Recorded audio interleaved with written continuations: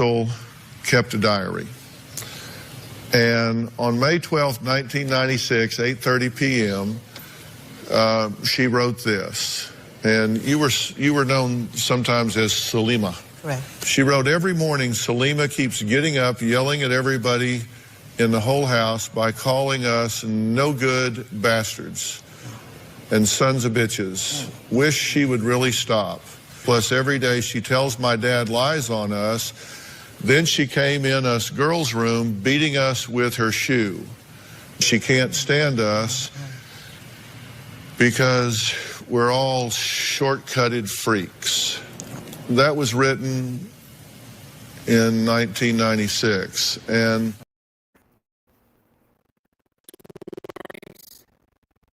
that's crazy. Yep. Boy, she's something else. She knows she said that. That's why she's smirking. Yeah. Yeah. Man. Yeah, that was yeah, it's Friday, everybody. We're doing part 2. You know what I'm saying, on our brother's testimony. So this is going to be real crazy tonight. We're going to get into it. So whenever you're ready, Crystal, I know you got some stuff you want to talk about. So we're gonna get into it right now. It's been a long week, yeah, it has. Well, not tough, because before he started, Musa called me. Yeah, he called me and like, he called me right today, right before we're about to do a show. I know he'd be watching. So wow, he's something else. Oh yeah. Still up to the same old tricks, trying to pass the turban to me. I don't want the turban. No, you got it. It's in your corner now. Oh, nah. You got it. You're the chosen one. Nah. All right, whenever you're ready, Crystal, So. Okay, so we have the transcripts, and we're going back into Michael Bodie's second part of his testimony. Hope everybody watched the first part, so that you can gather, the second part, what's to come. So these are the transcripts right here. Make sure. Yeah. And these are real court. These are real court transcripts. No made up stuff. Because me and Crystal, I can't write all. We can't write all that stuff. Put it together like this. It's real. Yeah, I wish I would have wrote. Yeah. This is what he actually said on the stand. You know what I'm saying? This is true right here. Okay, so we're gonna get off into Mr. Morales, who was our father's attorney. So he's going to cross-examine Michael, and this is going to lead everybody into where a lot of us testified that Laura Cowing was abusive in the house. This isn't just in Michael's testimony. This is in every last one of our testimonies that testified. So I just wanted to make it clear to everyone, when she states that she didn't do anything to us and that she wasn't, abusive, there's a lot of forms of abuse, and we was just talking about it before we got up here. There's physical abuse, there's emotional abuse, psychological abuse, emotional abuse, there's enabling abuse, and she did a bunch of emotional, psychological. She did financial abuse, and she also was major. It was major in our household. She did a lot of enabling. And when you're an enabler, also don't leave out physical abuse, because she hit Sharon in the face. It was physical. Yeah. There was physical abuse. There was some things that she did to me that I haven't spoken on, that we'll get into. And I've spoken to my therapists and counselors and stuff about it. And you're aware of it. And some of our siblings is aware of it. But the clip that the Short-Cutted Freaks name came from her. That's where it came from. So that's what I'm saying. It was emotional abuse, psychological abuse, financial abuse, and enabling abuse. And when you become an enabler in abuse, you're an accomplice to it. So when she states that I wasn't involved, I wasn't even mentioned. Oh, you was mentioned, and you was mentioned more. You was mentioned, like I said last week, maybe about 65% of the time. And in the transcripts we've read so far, and we got more to dissect, you was definitely mentioned in here. So we're going to get into it with the cross-examination of Michael Bodie, Mr. Morales, Mansa Musa Muhammad's attorney, steps up to the podium and asks Mike. He says, "Good afternoon," and Mike says, "Good afternoon." He said, "Mike, I want to ask you a couple questions pertaining to Laura Cowing." He says, "All right." He said, "What was the first time you remember? When was the first time you remember meeting her?" He said, "I can't say the specific year or time, but I can remember I met her through our father." Okay, do you remember where you were living at the time? We were living in a hotel in Riverside. And so, what took place when you were living in that hotel in Riverside? I just remember our father bringing her over to the hotel where we were living at, and she stepped in the room and sort of like greeted my mother. But it appeared to me and to all of us, especially our mother, that they were in a relationship. And why did you say that they were in a relationship? Because our father was driving her vehicle and he was holding her daughter like it was his child. And he stated to our mother that he was helping her out at her place. Now, first of all, what was he doing at her place? What was he doing at her place? I know, That's right?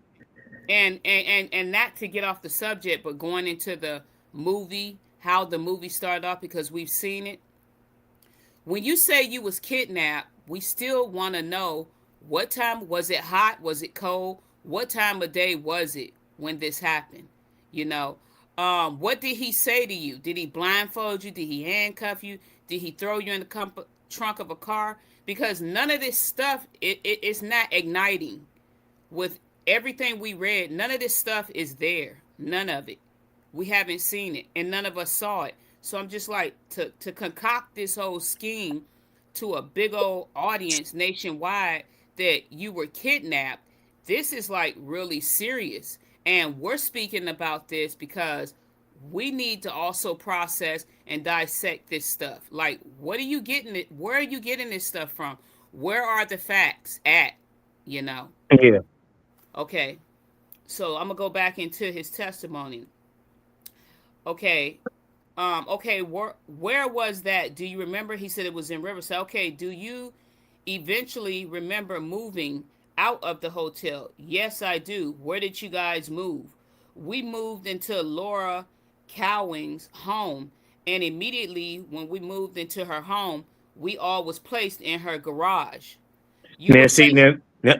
see, that's what y'all been saying, and y'all been telling me this for years. Yeah, And it's right there in the transcripts, and she's running around telling people like we always said that she was in the garage when really y'all was the one in the garage, and he's on the stand testifying to this. yeah. Yeah. And it's crazy because that's why we're telling people this so people can know, hey, we got the transcripts and stuff. And I'm like, just be real about it, and tell the truth about what actually happened. I know she don't want us to speak the actual truth and what happened, but I'm saying it's something that got to be done Because because yeah, you're mhm. you're playing you're playing this role as an advocate, and she's built a really, I'm not gonna say it's one of those platforms where she's booming, because she's not, but she's built a platform off of all of us. She's built a platform off of all of us. She goes into, every time she speaks, how she was kidnapped, and then she met this family, and then it was another family, and then we was starving. And when she say we, she's incorporating herself Herself and along in her children. Yeah. and her children, when she knows that this stuff didn't happen. Okay. Okay, so you guys were placed in her garage. Yes. Why were you placed in her garage? We were placed in her garage because we were stealing food out of her refrigerator, making noise in the house, and running up and down the stairs. And she would tell our father that we stole juice or crackers, cookies, anything that we stole out of her home. And so our father would put us out in her garage. Was Laura present when your father placed you her garage. Yes, she was. Who else was present? My mother was present. Who was placed in the garage? Me and all of my siblings. How long did you guys stay out in the garage? We stayed out there from 1 to 2 days, sometimes all day long. Okay, and when were you able to come into the home? We came into Laura's house when it was time to pray, or when they fed us when they wanted to, and that was it. So this place that you lived in, this was not your parents' home. No. Who was renting this place? It was Laura's place. Okay. Where did you guys go after this? I don't recall. Okay, do you remember eventually moving out to Desert Hot Springs? He said from there we ended up moving in with her. We didn't go straight to Desert Hot Springs. She had 4 bedrooms and 2 bathrooms. She had a condo. I believe it was somewhere in Riverside. I'm not for sure. Okay, okay, where did you go after that? Then from there we moved to Paris, California, and it was like a 4 bedroom house. Uh Maybe 5, 6 bedrooms and 3 bathrooms. And then from there, where did you move? From there we moved to Hemet. And from Hemet, where did you move?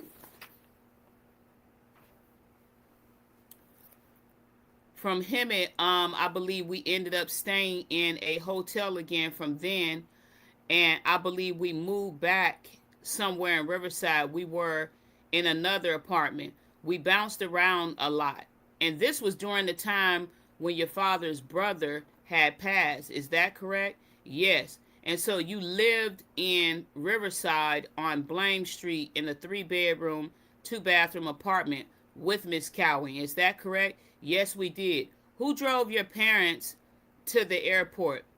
Laura drove my parents to the airport, and I think my brother Marcus drove along with her. Did Laura return back to the house after dropping your parents off?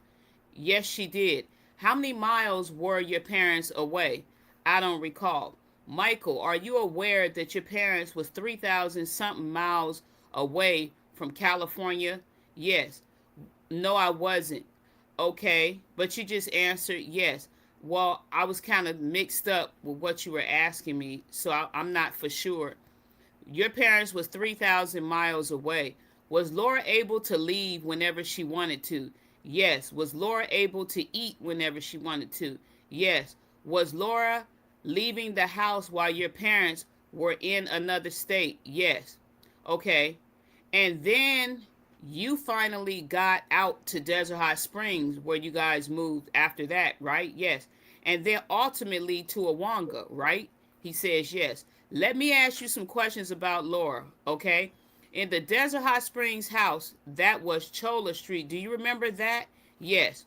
We also, before Chola, we stayed on Avenida Dorado. Okay, but I'm not asking you about that, Mr. Bodie. I'm asking you about, let's talk about Chola Street, okay? Laura was living there with some of her children. Is that correct? Yes, she was living there. She was living there with her daughter and her son. Do you know who they were? Yes. Miriam and her son Muhammad. Okay. These were little kids, right? Yes. All right. And where did they reside when you lived at Chola Street? What part of the house did they live in with their mother? What part of the house did they live in? Yes. I want to know what part of the house did they live in. They shared a room with their mother. They had a separate room. Is that correct? Yes. And do you know who Adrian is? Yes, I know who Adrian is. Is that your sister? No. That's this other lady that my dad was involved with. Was she living there at the time? Not at first, but she eventually, yes, ended up living with us. And when she did come to your house, did she have children with her? Yes. She had a daughter and she had a son. And did Laura Cowing and Adrian get along? No. I wouldn't say they got along. I would say that they argued a lot and they fought a lot. And how did they fight? Most of the time Laura would do something and I witnessed Adrian punching her, and I witnessed Laura cursing her out and saying some other crazy stuff to her. Well, you saw them fight and argue all the time, right? Yes, I did. Okay, so the question I'm going to ask you is, isn't that abuse? I don't know. I guess it is. Okay, did your father hit and argue with the children, you guys, a lot? Yes. Okay, so if Laura was hit by Adrian and Adrian was hit by Laura, why didn't either of them women call the police on each other? You hear that? Yeah, Big they're major up in there point. fighting. Yeah, they're up in there fighting one another. Major You know. point. They was Yeah, having a girl fight, so yeah.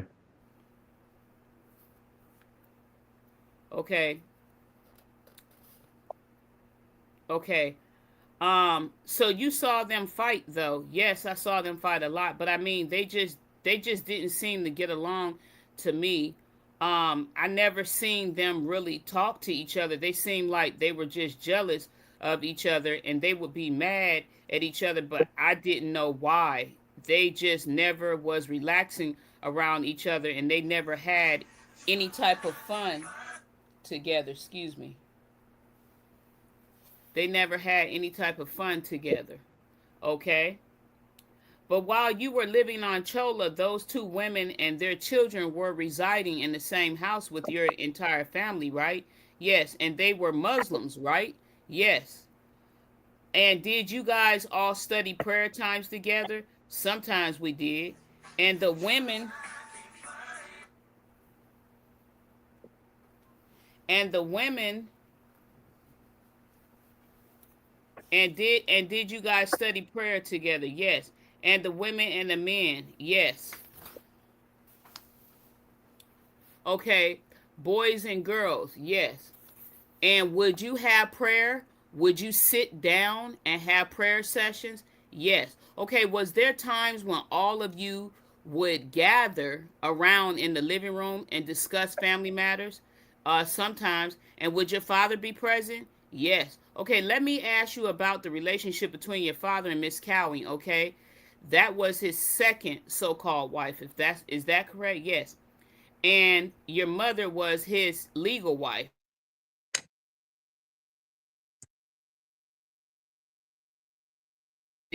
Yes. How do you feel when Miss Cowing came into your home? I didn't like her at all. Why didn't you like her at all?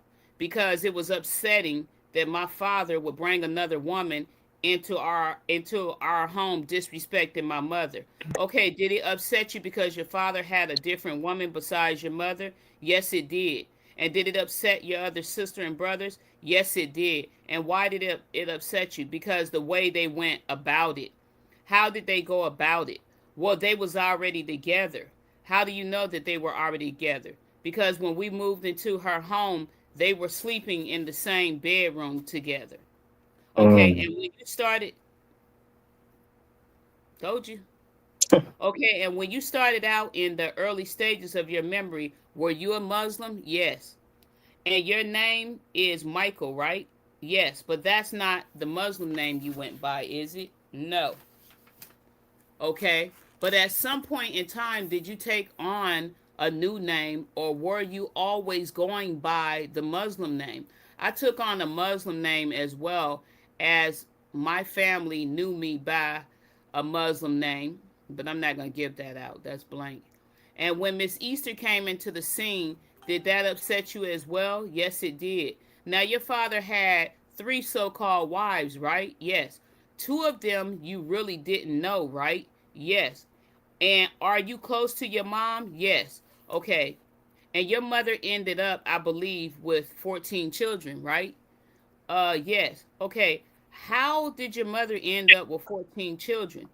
Well, she lost one. Okay, but I'm not talking about the one she lost. I'm talking about children that are living. So it's 13 of you, right? Yes.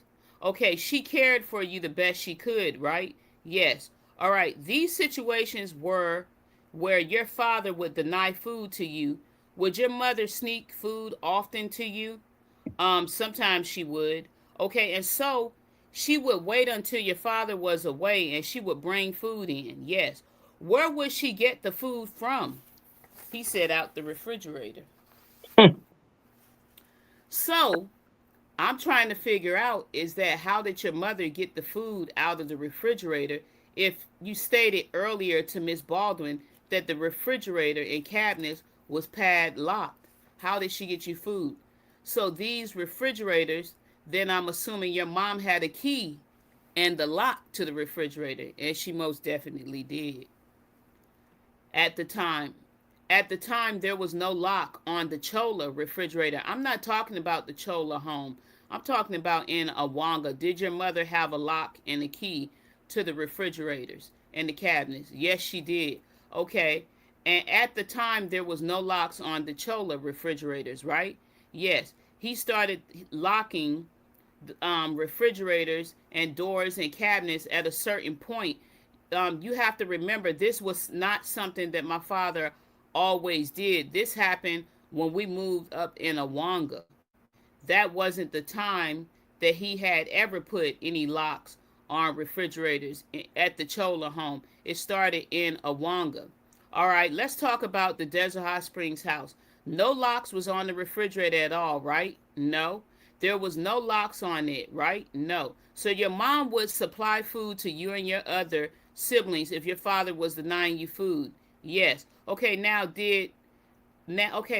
was the family very affluent? Did it seem like you had a lot of money in the house? My mom didn't seem like to my mom it didn't seem like we had nothing, but your perspective was somewhat limited because you were never let outside. Is that right? He says that's true. You never were around other children. He says no. And to compare yourself he says yes.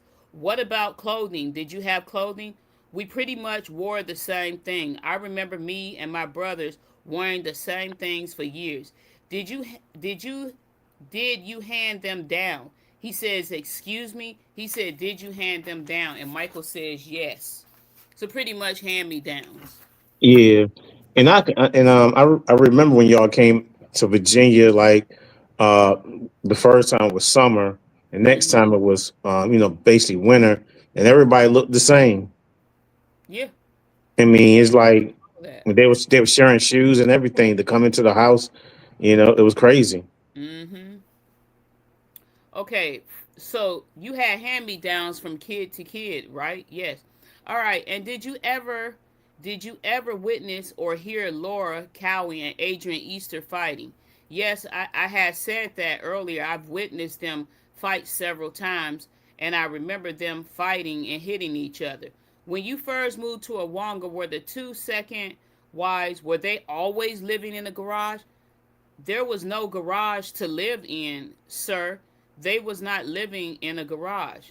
Okay, and at some point in time, the garage had been modified into two small rooms, right? He says yes. Okay, so your father modified those two-car garages into rooms, right? Yes. And one was a two-car garage, and the other one was a one-car garage. No, that was a room over there on Adrian's side. Okay, excuse me, you're correct. Okay, Miss Easter occupied the bedroom side on the other side of the two-car garage. Is that correct? Yes, I believe so. And your father modified these two places into rooms, right? Yes, he did. Okay, and then Miss Cowing had the two-car garage on that side that was modified into rooms, right? And he says yes. Mm. And Miss Cowing's section was that the two had the two doors going into the home, right? Yes. And Miss Easter's section had a door leading outside of the home. Is that right? Yes, yes, yes, that is correct. Okay, and the other door between the garage and the house, it was a solid wood door. Is that right? Yeah, it was a nice solid wood door. That's correct. So it wasn't like they was padlocked in the garages or there was chains on the door keeping them from coming and going. No, it wasn't at all. And you know what? To these comments that we've been getting all this week, to Oh yeah, the people that's been commenting on TikTok and and Facebook and and all of very that, nasty, nasty, very nasty very, very, comments. very nasty. I'm gonna tell you the stuff we went through. you better hope and pray to God that some of your relatives don't have to go through it, and you just don't know.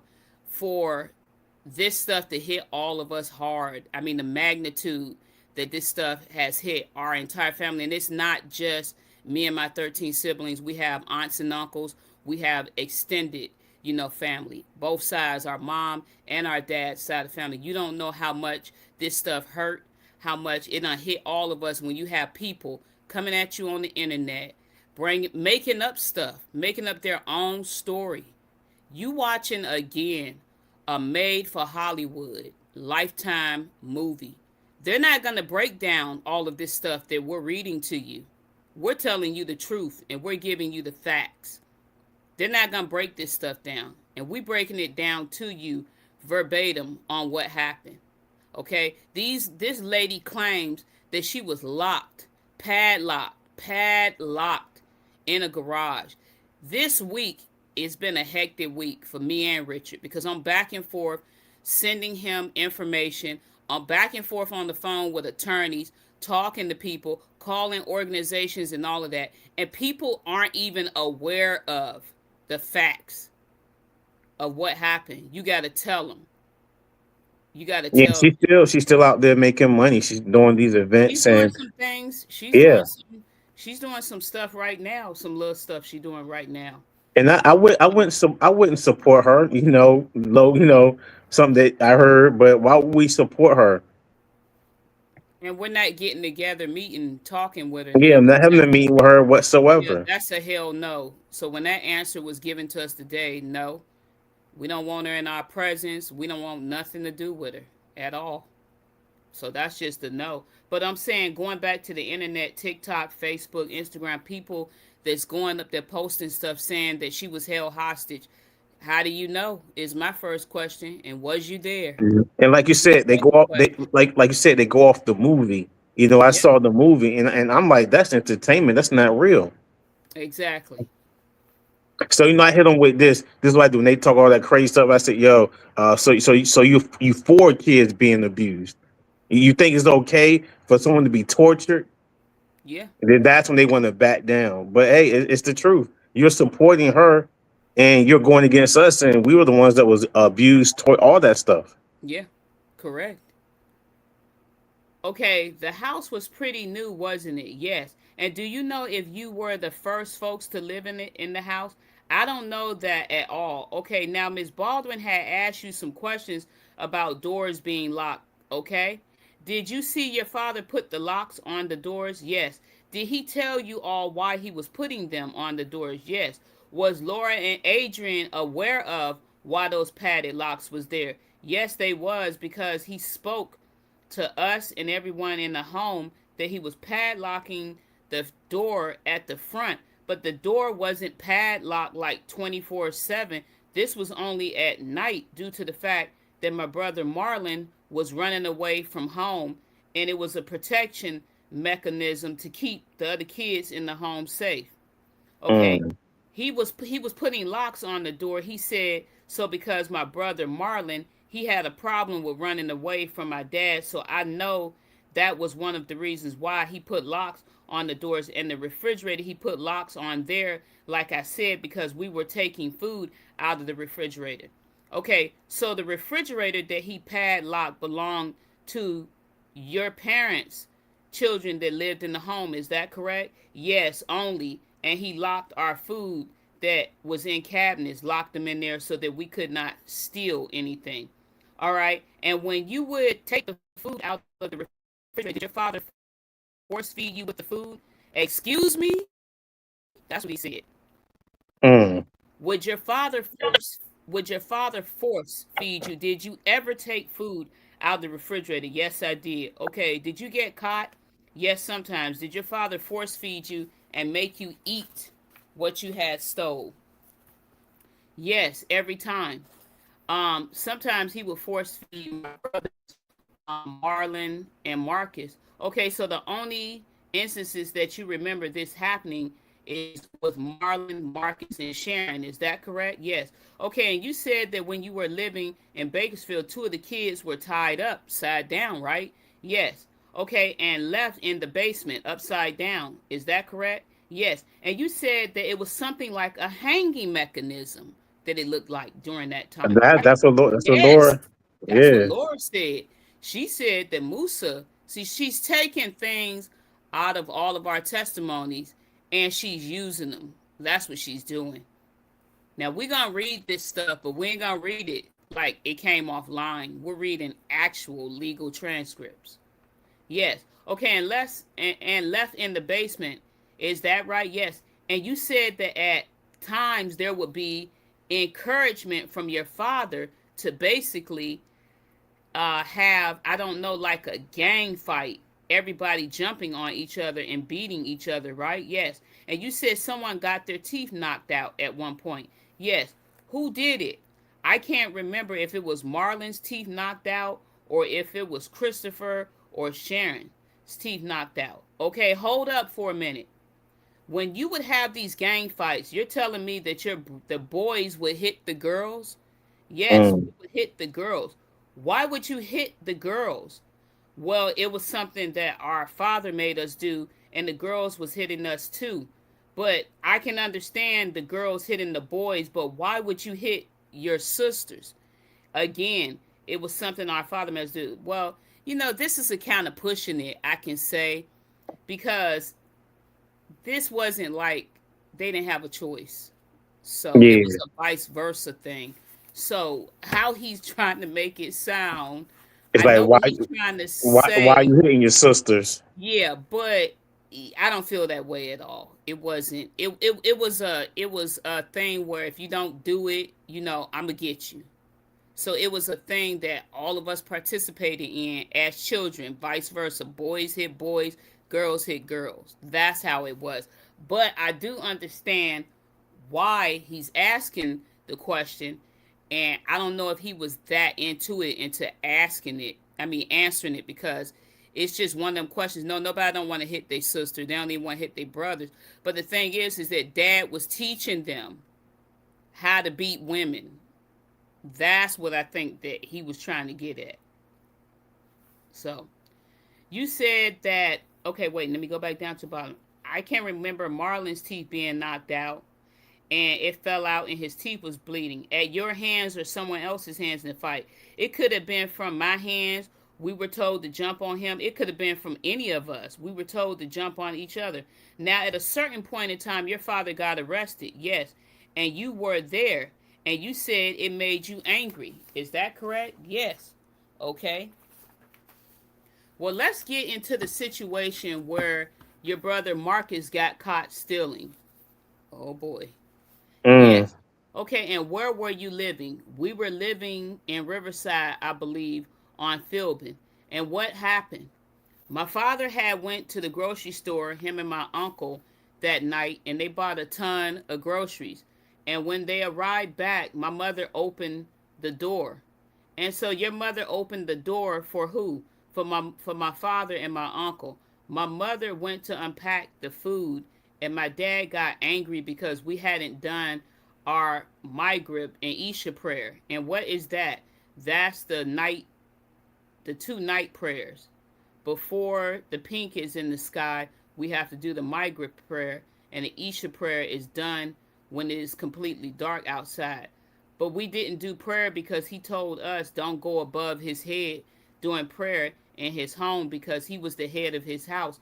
So that's why we didn't do prayer. But he turned it on us, and he told all of us to stay in our rooms and do our prayer. He did his prayer on his own. And where was this at? This was on Philbin. Did you know Laura and Adrian then? No, this was some years before we met her. Okay. And what happened that night? Marcus had snuck out of the room to go to the kitchen to get us something to eat, and we were all looking out for him. And when he went out into the kitchen, he took some frozen chicken patties. I Mm. think they talked to you about that. Yeah, they told me about that, how that went down. Yeah, he took some frozen chicken patties. And what do you mean frozen chicken patties? There was these frozen chicken patties that our fathers would buy from this grocery store called Smith's. And My brother went and took some chicken patties. And how was your brother dressed? He was dressed like a ninja. He was dressed like a ninja. Yes, he had a belt around him, and then he had a turban. Wait a minute. He was dressed like a what? A ninja. A ninja. Yeah, he was dressed like a ninja, and he had a turban. This stuff is It's wild. it's it's comical. It's just crazy. He was dressed like a ninja, and so he was dressed like a ninja. And what happened? And then he had a turban on his head. And why did he have the turban on his head? Because my father had took the turban from me because I was not keeping some of my siblings in rank when it came to prayer. So he took the turban from me and gave it to Marcus. And then what happened? And so my father came out of the room and So wait a minute. So Marcus was wearing all black, trying to be like Dad, because Dad was wearing all black. So Marcus had all black on like Dad, but Dad gave him the turban. with the Arabian garments. That's how he Okay. was dressed, like that. Okay, and so what happened after that? My father turned on the hall light, and me and my other brothers ran in the room, and he started screaming at my brother Marcus, asking him, "What are you doing out here in the kitchen?" And Marcus made up something. What did he make up? I forget what it was. And so my father had told him to stand right there and move because the freezer door was open and there was a hole in the chicken patty bag in the freezer. And what happened after that? My brother took the chicken patties and threw them inside of the Quran. And how did that make your father feel? It made him feel very upset. He started yelling to my brother that he was going to hell, and then he started fighting him. And then he took the Quran and he told him to get down on his knees and read it. And then what happened after that? And then he beat all of us. Ain't that something? Over a Oh, frozen chicken patty. A frozen that's ridiculous. a frozen chicken patty though. You know this is crazy. Mm. And you also told, okay, and let's go back to the officers. And you also told the officers that your father never hit you. Is that correct? Yes. And you said that if you were punished, you were basically put in your room. Is that correct? Yes. And a number of other things. I won't go through all of them, but were these answers or were these pat answers that your father had taught you to say? Excuse me. See, he's not comprehending what pat answers are. Mm. He says, "Excuse me." He said, "Did your father teach you, each one of you, to say those things?" He said, "Yes." He said, "Ahead of time?" "Yes." So he sat down with you and told you to say these things. He always did. So he sat down with you and said, if they ask you this or if they ask you that, to say this. Especially after it happened. This is what Mike says, especially after it happened once before. He really told us how to talk to deal with the people when they came around. Do you know if he talked with your other siblings that way? Yes, he talked to all of us that way, my sisters and my brothers. Huh? This is what Mr. Morales said. Huh? He says yes. And Mike said it would not be just me, it would be my brothers, it would be my sisters. He would be telling us that if we told anything to the police or any outside people that we was not blood, that we were not a part of his family, our family or his extended family, and that we all was going to hell. You never go against your parents. Well, according to your testimony earlier, you were the one that was kind of the ramrod, meaning meaning Yeah.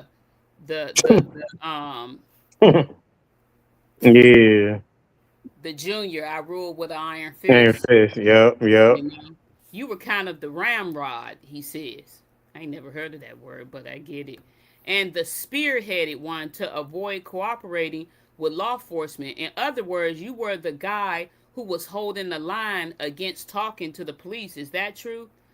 Michael says, I'm not going to say I was holding the line. I just didn't feel comfortable telling police anything, especially after what I was told and what I had went through personally myself in that home.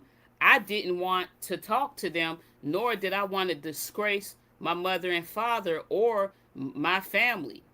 But you said to Miss Baldwin that part of the reason you felt that way for a variety of reasons, but you also had conversations with the other children in your family and told them not to say anything, right? Saying that I told them not to say anything, this is what Mike says, and Miss Morales says yes. He said, I didn't say not to tell anything. I told them not to say anything during that time because I felt like they came at us in a fearful, mean manner, and none of us had anyone that we could depend on or no one to support us. You see? So, getting back to that, Mm. first of all, you got to understand the situation. They was minors, Yep. you know. And I've seen plenty of movies and we know how the system works. The system works this way with kids. They don't ask kids questions. They put the questions that they want it to be into their heads. And that's how kids they start telling things. That's how they start telling things. And I'm just like, he just didn't feel comfortable talking to him because it was embarrassing. We had already been, what's the word? It was a word. We had already been trained, Yeah. trained. You don't tell on your parents. You don't talk about your parents because if you do that, you're not blood. So everybody Hmm. had been trained already. Militarized. You know what I'm Yeah, saying? yeah, yeah, exactly. Yeah. But you said to Ms. Barton that part of the reason you felt that way was a variety of reasons. Yes. Okay. Why would I tell them not to say anything? Well, you had the position that day your father was arrested that you were not going to cooperate with the police. But I didn't give my sister and brothers permission not to cooperate. Even if I did, which I said I did, I said we were confused mentally as well, and physically and emotionally and psychologically, due to the fact that we were abused for all those years. Well, I'm not talking about that. I'm just letting you know, Michael, what you said. I'm just letting you know. I'm just letting you know that it was a tough time for me and all of my sister and brothers, the things that we went through. Well, I understand what you're saying. What I'm asking you is a certain question. He says, uh-huh. So he says, all right, what I'm asking you is, did you talk to the other siblings? No, I did not. Let me finish my question, Michael. Did you talk to the other children about what to say to the police? No, I did not. Either on the day of your father's arrest or at any time thereafter. No, I didn't. Okay, did you continue to reside with your brothers and sisters after your father was arrested? Yes. And where did you live? We went to a hotel. And you stayed there with what other children? We stayed there actually with my mother and my father. Oh, you were there with your father. Yes, because my mother bailed my father out. And see, See, that's this what we've thing. been saying. This what we've been That's another saying. thing that we keep saying is that people think that that day when that Hmm. they came up to the house that it was just a whole raid of them removing kidnapped people from Yeah, chains yeah, and all and that stuff. locks. None of that stuff happened, and that immediately everybody was just swept out of the house. It did not As if, happen yeah, like that. as if that letter freed everybody. It And didn't. we're talking about, oh, they got rescued. That No, didn't happen. it was no rescue at all. None of that Yeah. happened. Because let me tell you, if the police came in the house, and I know this firsthand, we all know this. If the police came in the house and saw everybody was bolt locked to the floor and to the wall and chain locked in rooms, the police would have not let him bail out, and he bailed out. Exactly. He bailed out. So So the story, that right there shows that she wasn't locked in the garage. yeah, this man literally bailed out. So I'm just like, mm, okay. Okay. Let me go back down to the bottom. Um, which children were with your mother? all of my mother's children was with her. Every 14 of us. Going with the 14 again. You going back to 14? Okay, but how was 14 children with your mother? I mean 13. Are you sure 13 children was with your mother? Okay, well, I have a brother that passed away, but I'm not talking about your brother that passed away. That was during childbirth. Is that correct? Yes. Okay, so why do you keep saying 14 or 13? Okay, well, excuse me, I'm sorry. I have two other brothers who live in another state. They weren't there. So, how many children were in that room? It was 11 of us. So, every single child, every brother and sister, all 11 of you guys, was at that hotel, right? Yes. All right. Um, excuse me, not everyone, because my oldest brother, Richard, and my oldest brother, Marcus, they were living in another state. Okay, I'm not trying to trick you, Michael, but I'm asking you about all the kids that lived in that home in Awanga. Yes, there was 11 of us that lived in that home in Awanga. Okay, after your father was arrested and you went to the motel, did you go to the motel? No, we didn't go to the motel. We were still in the house after he was arrested. A friend of my father's took my mother to go bail my father out, and a couple of my siblings went with him. Okay, and who was that friend? It was Hanif. Okay, and is this the guy that you stated that your father pretended around? Excuse me, you stated to Miss Baldwin that your father would pretend around him. Yes, he would. And what did you mean by he would pretend around him?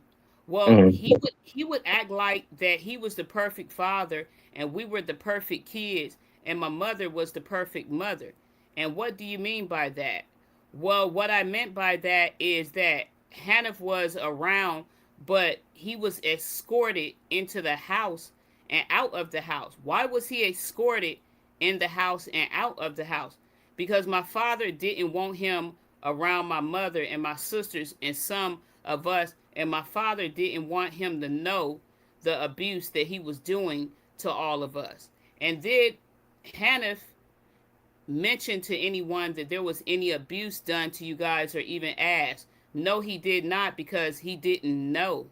Okay, so what was it that your father did to make him not know?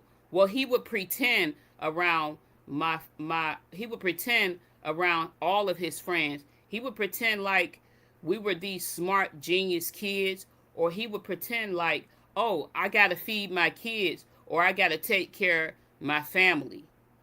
Okay, well, let's go on.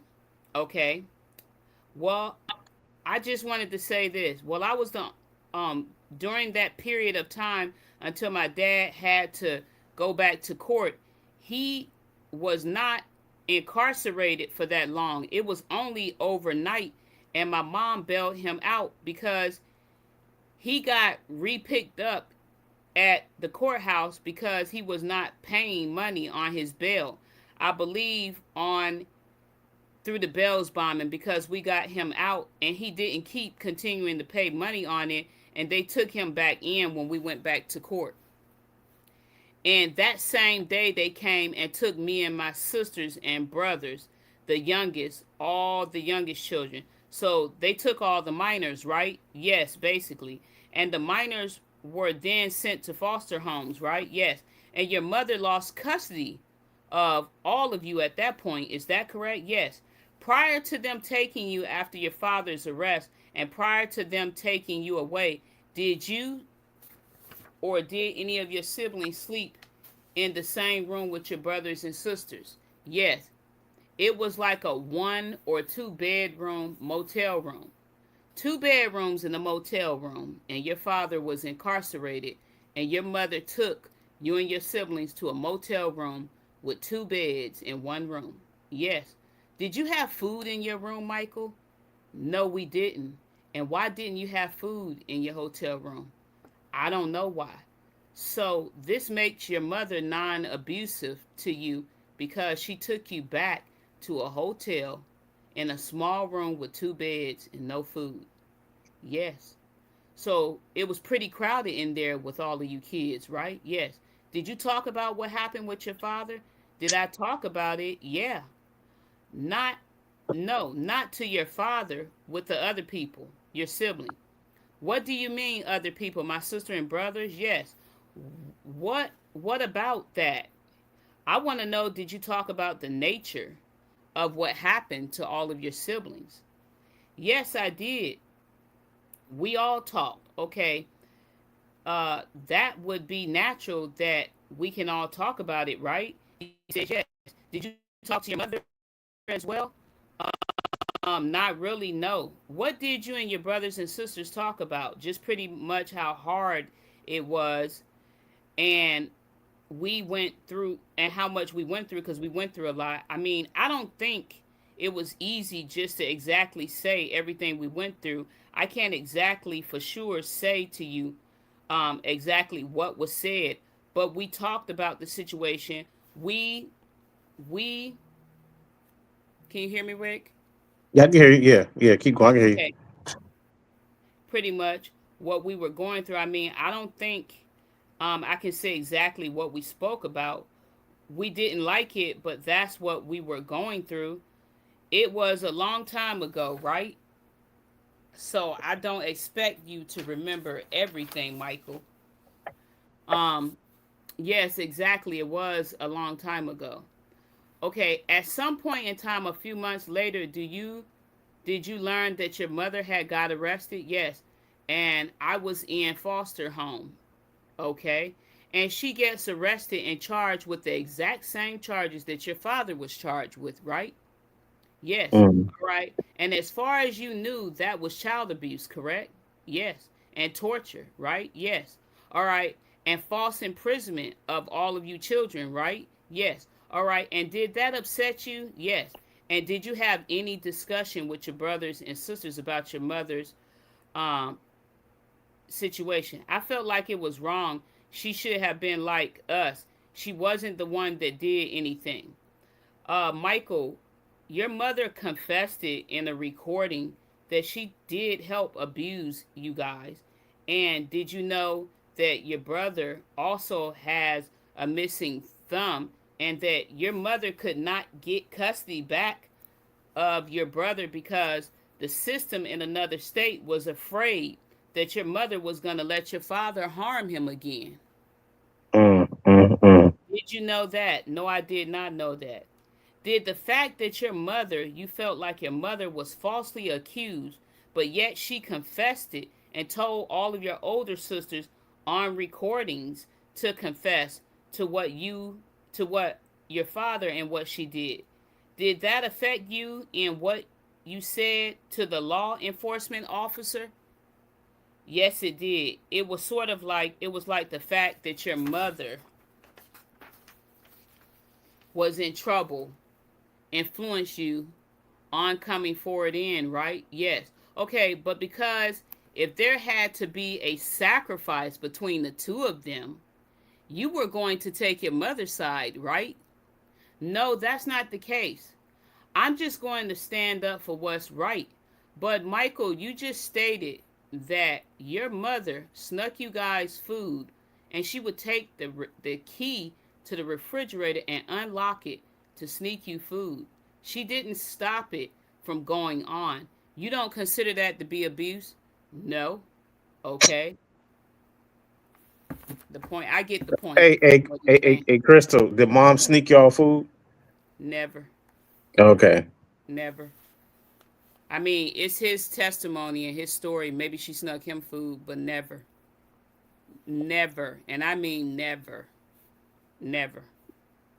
And we're going to get into details in that because we got a lot more. This is not it. It's a lot more to dissect behind this. It's a lot. I'm just going to stand up for what's right and what's wrong. Okay, that's fine. And you talked with your brothers and sisters about that issue after your mother was arrested, right? Yes. But are you aware of that some of your sister and brothers don't feel the same way that you feel about your mother? Mm-hmm. Oh, excuse me.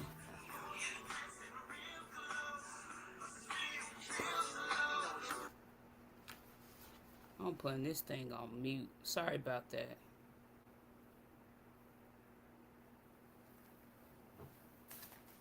Okay. So, Michael, you are aware that your sister and brothers don't feel the same way that you feel about your mother, right? No, I did not know that. But you said you had talks with all of them. Is that correct? Yes. Okay. So, you should have spoken to them and understood that they don't feel the same way you feel. I guess not. Okay, and did you all decide to cooperate with the police at the same time, or do you remember how that came about? No, that was, we all didn't decide to do that at the same time.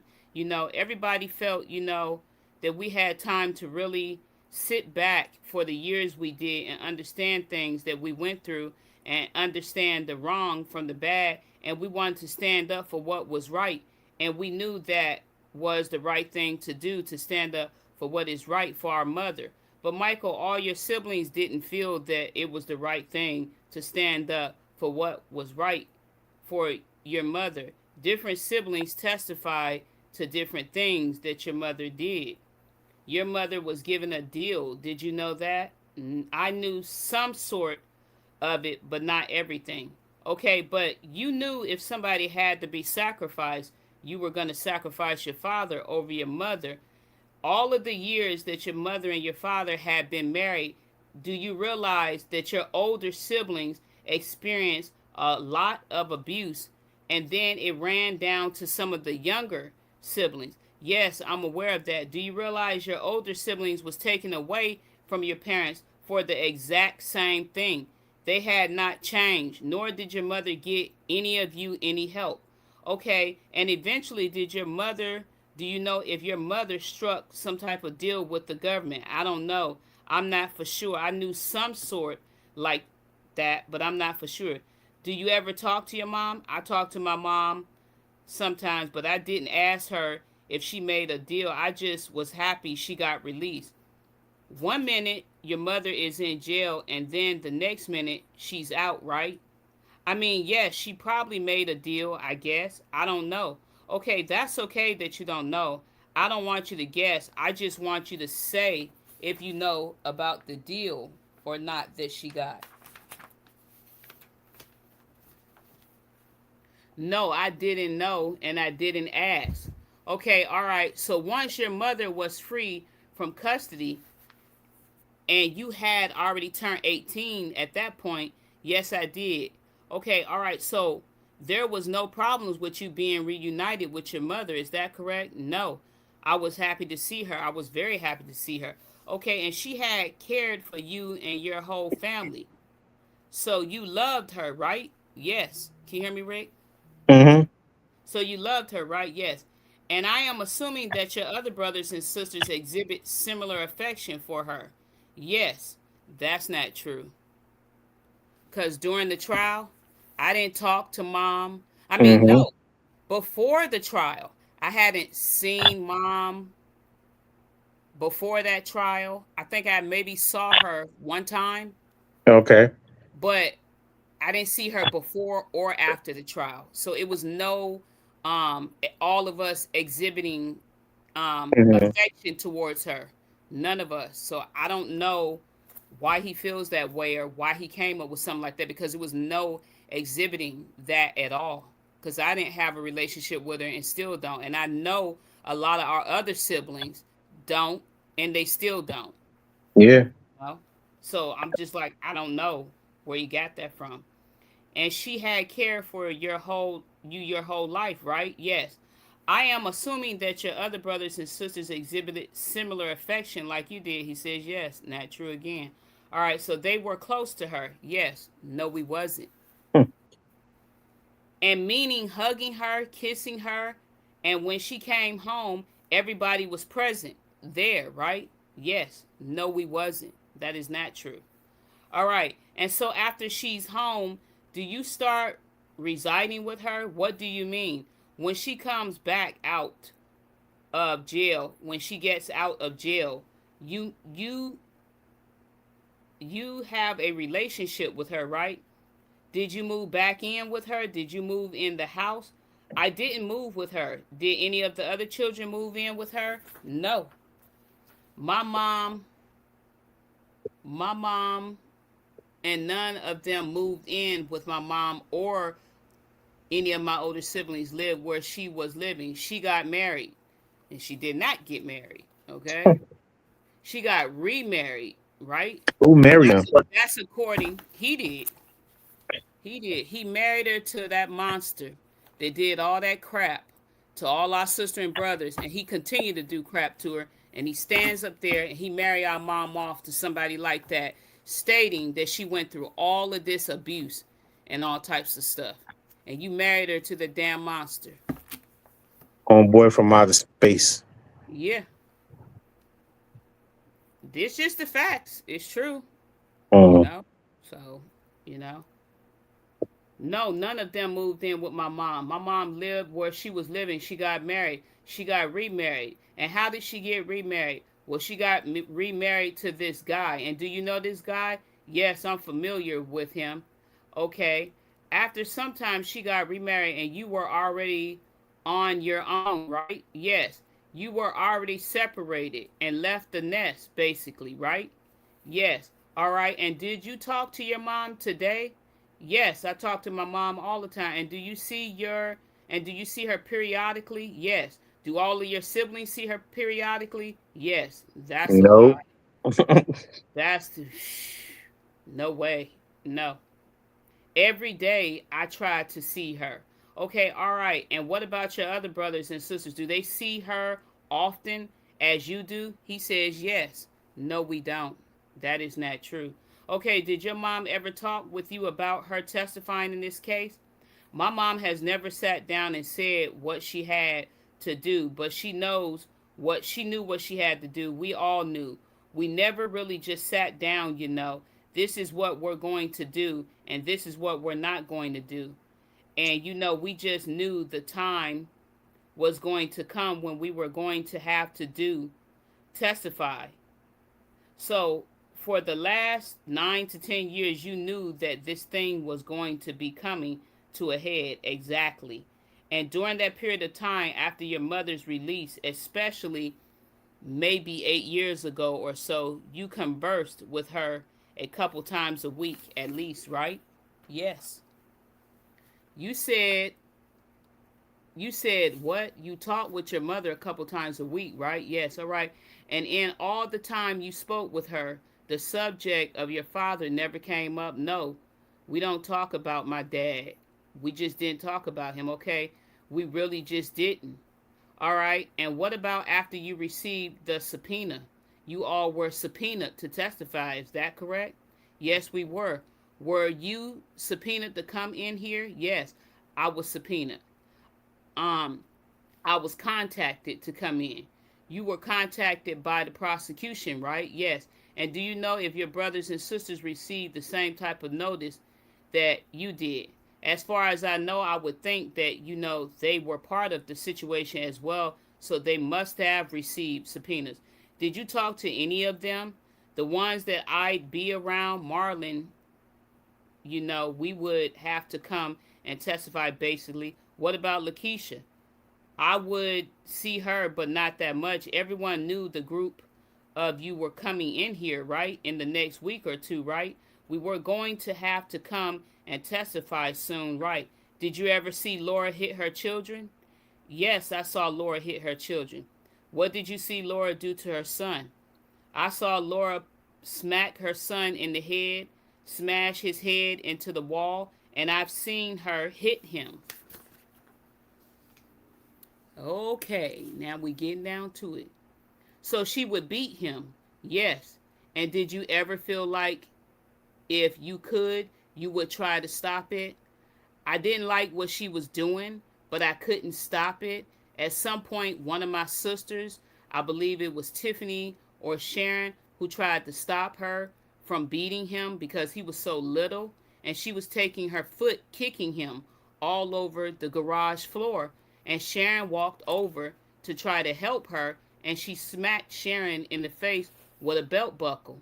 And then she screamed, "If you tell, I'll kill you." You know who else testified about that? Yeah. Yeah. Okay. So you're saying she would, okay. Okay. So she would hit Muhammad with the same things that your dad hit you guys with. Okay, so you're saying that she would take something like this, and he's showing him the paddle, exhibit 24 and 30. He's displaying. She would whack this little kid with this thing. Yes, I mean, she would take it and just whack him with it a couple times. And sometimes she would take a belt and hit him all over his body because he would not lay still.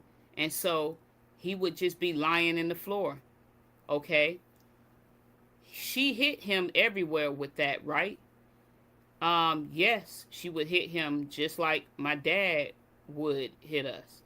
Mm, mm.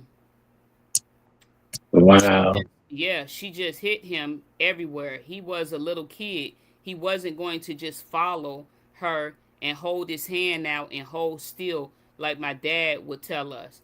She just told him hold his hand out and he would tell her no, and she would just take it and hit him anywhere. The way your father disciplined you, you knew it was a terrible thing, right? You knew the way that your mother disciplined you. You knew it was a terrible thing how they was treating you, right? But it was predictable. You knew it was going to come in a certain fashion. Is that correct? What do you mean?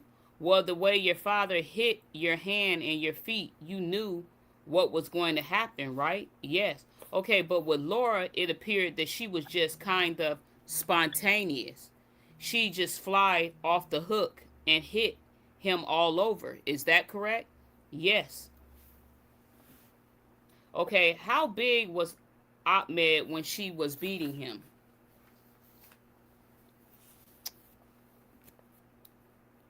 Her son, he was very tiny. I can't say for sure, but I think he was about around maybe 5 years old that I can remember. And she would make him stand in the corner.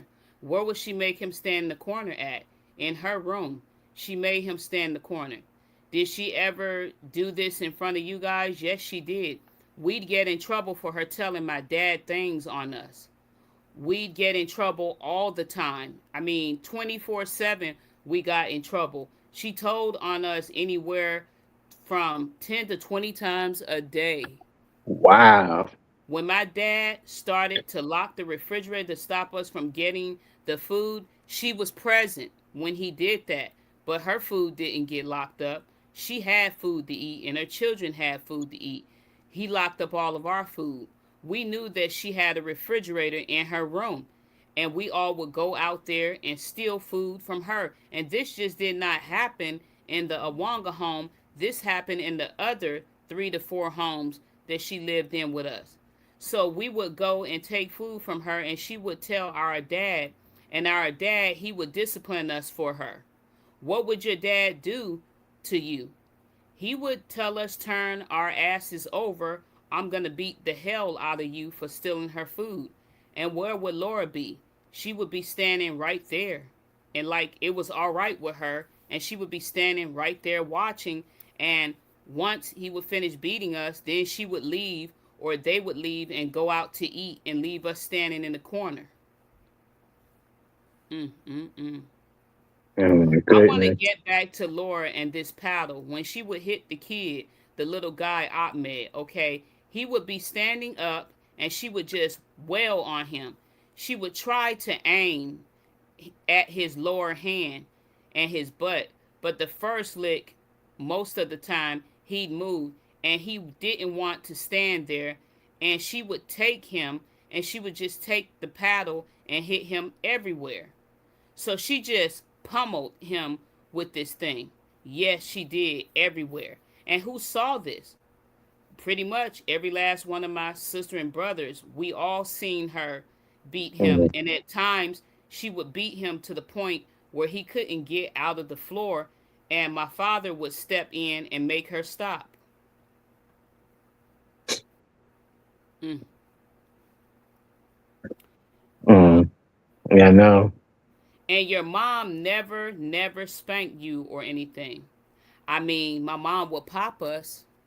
No, That's mom would that. do more. Then pop it because that's not what's in the No, report that we read, that we how she was a part of beating them and what they said themselves. no, mom would do more than popping. No, I know what a pop is, but no, she would do more than that. I understand the difference between discipline and being beat. This is what Mike is saying. My mom never beat me. My mom. Is it an earthquake? I felt a tremble. My mom would never beat me. My mom, she would discipline us, if we did something that was going to cause harm to ourselves. What? Hmm. Wow. It won't no popping going on with our mom. But she never beat any of us with a stick. That's not what was That in is not. That like I ain't. said. I seen the police reports and stuff, and I saw what mom said, and that's not what she said. Yep. Mm-mm. Well, that's not what she did or whatever. Yeah. Mm-mm. So if you Um, did something like cuss or sass your mom, she might spank you or something like that, right? Um, I guess. I don't want you to guess. I want you to tell the truth. Well, like I said, my mom will pop us. If you sassed her or cussed or did something in her presence, she might would spank you in the behind. It would be a pop in the mouth. That's abuse, popping a child in the mouth. I'm mhm. Now I've been popped by mom in the mouth. Mom done popped me in the mouth, and I had a busted lip, bleeding. But it wasn't a pop. It was a punch with the fist. Punch you dead in the mouth with the fist. It won't no pop. It won't no pop like this. Yeah. It was a Hmm. punch. And I'm just like, no, mm-mm.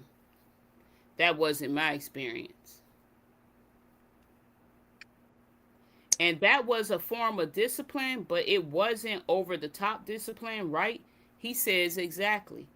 He says, and as far as your father was concerned, whenever he was hitting you, you felt that his discipline was extreme. He said, not only do I feel it was extreme, I know that it was. That was very extreme what he did. Okay.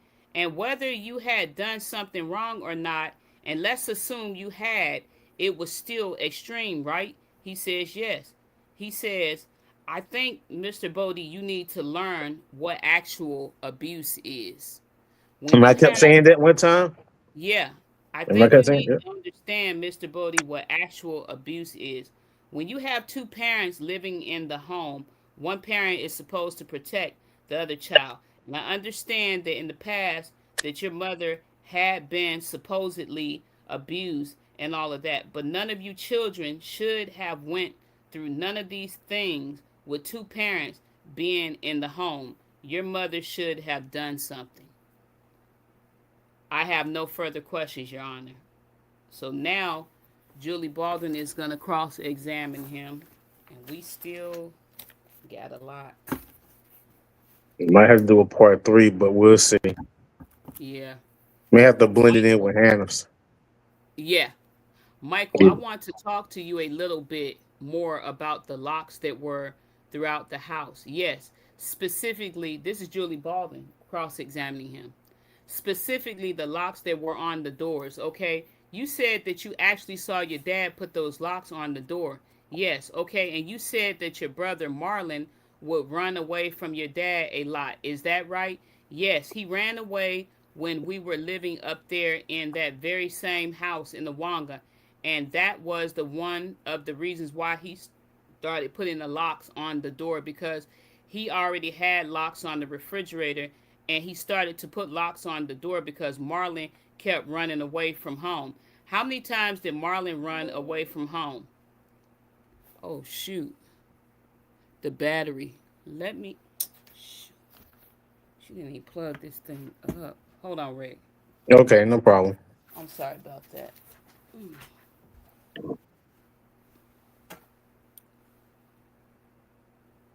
I'm sitting here, didn't even know this thing won't even plugged up.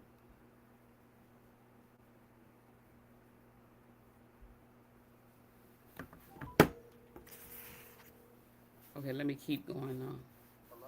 I need the charger. Adoria didn't plug this thing up, and the thing gonna go off. Okay. Michael, I want to talk to you a little bit more about the locks that were throughout the house. Yes, specifically the locks that were on the door. Okay, you said that you actually saw your dad put those locks on the doors. Is that correct? Yes, okay. And you said that your brother Marlon would run away from your dad a lot. Is that right? Yes, yes. He ran away when we were living up there in the very same house. How many times did your brother run away? To my reconciliation, Marlon ran away about 50 or 60 times. So about 50 or 60 times. Is that correct? Yes. Whenever we lived in any home, Marlon would run away. All right? And what would happen to Marlon when he would run away? He would always okay, and what would happen to Marlon when he would run away? He would always eventually come back, right? Exactly. Okay, do you know how he would come back? I remember times that he would be picked up by the police, be brought back. They might be asking questions, and my dad would be giving them whatever type of phony story. What type of phony story would your dad be giving? He would be telling Mm, them that my brother was mental. Hmm? He would be mm, telling them that my brother is mental, and they would be buying his story. How would they be buying your father's story? My father would change the conversation with them, and they would be shaking his hand, they would be laughing, and they would be giving him high fives because he would be telling the police how bad all his kids was.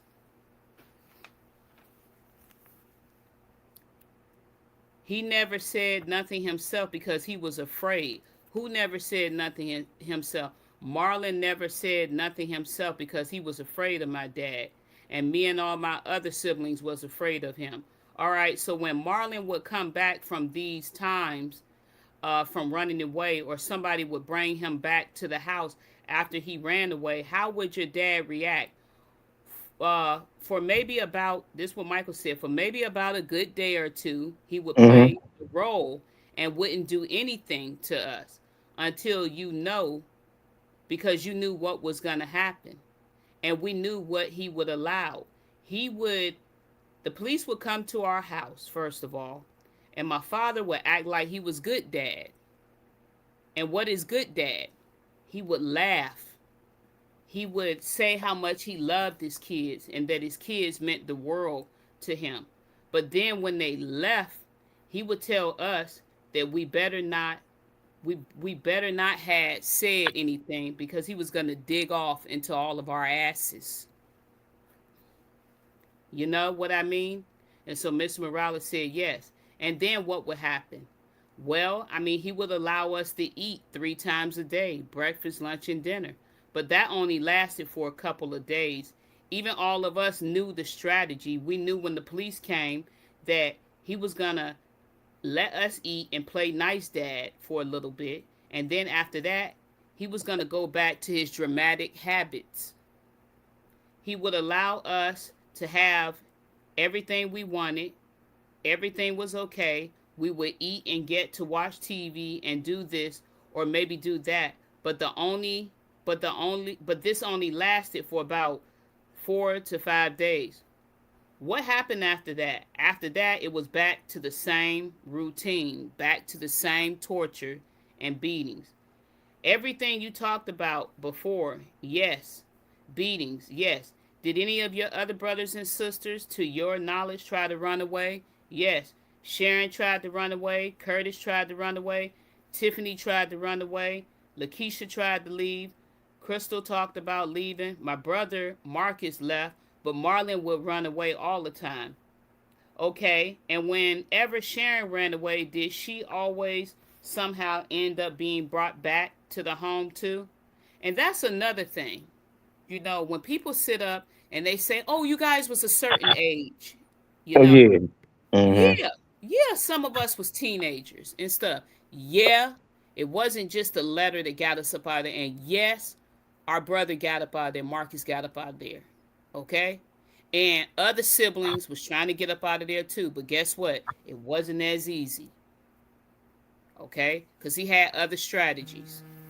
So it wasn't as easy as everybody thought. And for you to sit up on the internet and question young teenagers, children, why didn't they leave? You need to ask yourself that question too, because I'm pretty sure there's some red flags in your family, and that you done been through the same thing too, or perhaps you might need to take some classes and understand the minds Like of I, what happened to yeah, like I, children. like I said, everyone was born into this. You're conditioned already. And plus, he wasn't feeding you, and he was malnourished. Everybody was small, and the boys were short. They were, 14, 15, looking 10, 9 years old, and stuff like that. So, and then the girls themselves were small. So, what I'm saying? People just don't You get it. don't look at this as a 220-pound man that lift weights, that was bulky. He was militarizing everybody in the house. He had every scare technique it was. A child would be scared, okay? Because I know I was scared. And I'm just like, you don't just go and decide, oh, why you didn't do it. But I know those are Laura's goons that's coming out asking us these dumb questions and stuff. It's just like, why would you even ask us that? Why Yeah, would you why try and to why run and up? why they defending a child abuser? Yeah, because you know why? When you got people that do that, it's something in their closet. When you defending them, when you defending somebody that done abuse some kids, it's something going on with you. That's who I point the fingers at. You. If and then he says, if anything dramatic happened, he would allow us. I mean, he would go back to his dramatic ways. Okay, what happened after that? After that, it was back to the same routine. Okay, so I'm way back up at the top again. Okay. And whenever Sharon ran away, did she always somehow end up being brought back to the home too? Yes, same way as Marlon. Yes. Okay. And how many times do you think Sharon ran away? I remember, I think it wasn't too many times as Marlon, but it was about 10 or 11 times that I can think of. Okay. And same thing when she would be brought home to the house, how would your dad react? Same way. He would same way. He would with Marlon, everything would be, normal for the first couple days. Then they would go right back to the same thing. Who is they? My mom, my dad would go back to doing the same thing and telling my mom what to do. But just because he told her what to do, that don't mean that she should have did it. And here's my thing. I'm not saying dad didn't abuse mom because we know, We but know she that. allowed. Yeah, but she allowed him to do this for years, and she did nothing. Yeah, because you got to look at the first set of kids that she had coming from Virginia and all the stuff that us older ones endured. And then they took us away, and then it trickled down into, Hmm. because she had more kids. That's the Yeah. thing. She had kids, more kids, and it trickled down into them, you know. He said, same with Curtis, too, when he would run away. Yes, okay. You have an older brother named Delmarcus, right? Yes. Okay, and was he living with you at some point? He stopped living with you, right? Yes. Do you remember where he was living? Do you remember where you were living when Delmarcus stopped living with you? I remember we were living in Hemet when Marcus stopped living with us. Actually, it wasn't Hemet, but I'm gonna let Marcus can tell that story. But it wasn't in Hemet. But I understand because this just might be a situation where we moved around so much, and places can be confusing. But Yeah. I have to tell because I remember where it was at, but I don't want to quote him. Let him tell it. I remember it was in Hemet. He says when Delmarcus stopped living with us. Okay, did Delmarcus run away? No, no. Him and my dad always fell out a lot. I don't remember exactly why. Just oh boy, just that they were always falling out a lot. Maybe just because of the beatings my dad was doing everything, but they never got along at all, period. I remember telling my brother to leave, and my brother, he left. Wait a minute. Wait. Wait, Well, what? we're gonna yeah, Mark's gonna have to deal with that one. I ain't Yeah, even gonna yeah, answer that one yeah, because yeah. I I don't. remember verbatim what happened, and he'll tell it. Do you know where he went? We we didn't know where he went until about 2 days, about a good week or 2 days. We didn't see my brother. We didn't know where he was at, what was going on or what was not going on. He would just get a we just got a call out of nowhere, and he was in Virginia. He had went to live with my dad's parents. That is true. Yes, yes. He sure did. 'Cause we picked Marcus up Then at the for sure. yeah, we picked them up at the bus station. Mm-hmm. Well, not the bus station because he passed it. He went. Well, it's a long story. I'll talk about Mm-hmm. that later. But yeah, Okay, and that was when you were living in Hemet, you said. Yes, okay. And he never came back after that, right? No, he never came back. Well, he did come back. He did come back, but he he sure left did. again. He left again because he saw the same stuff still going on. Did you ever try to run away, Michael? I tried to, but I was never successful with anything. Why do you say you were never successful? Because I was too scared to do it. Would you plan it though? Yes, I planned sometimes, to run away, but I just never could do it. I didn't have the strength to just go all the way out and do it. When you were talking earlier about your dad telling what what to say if you were ever contacted by police officers, you had said when Mr. Morales was asking you a question that that had happened once before. What did you mean by that? I meant that had happened once before when my dad um had beat me and all my siblings. Yes. Can you tell me about the previous time when you said that it happened? I remember the first time social workers came. I believe we were living in Desert Hot Springs in the first house, not on Chola, but Avenida Dorado. I remember the social workers were there. We didn't know what they were coming for, but they talked to my sister and brothers about things when they were various things. When they were coming, they had to talk to the parents first before they could talk to us. Let them know what was going on. And my dad, he came and let us know what we needed to say, who we were going to be dealing with, and tell us about any information that could get us taken from him and cause harm to him. So your father would tell you what to say to the social workers and how to act and what to say to them because you guys could get taken away from him, and that he would be harmed and the whole family would be split apart, and if you told, you weren't blood. Mm. So you weren't blood if you told. Yes, that is his saying from the time we were children all the way up until he was arrested. He always said if we ever told, you're not blood, you went against blood. And that's what we would do. We didn't say anything that was going to harm him or cause any trouble for him. Okay? And was that said to you and your brothers and sisters in kind of like one of those big family group meetings that you had talked about? Yes, that we'd all try and defend him right away if any police or social workers ever came out, that you better not go against us. And you mentioned that Laura would watch your father beat you all. Yes, she watched him from day one when she came into our home, watched him beat us. And then she started using those patterns against him, and she would go and tell him things so that he would beat us. And she would stand there and watch.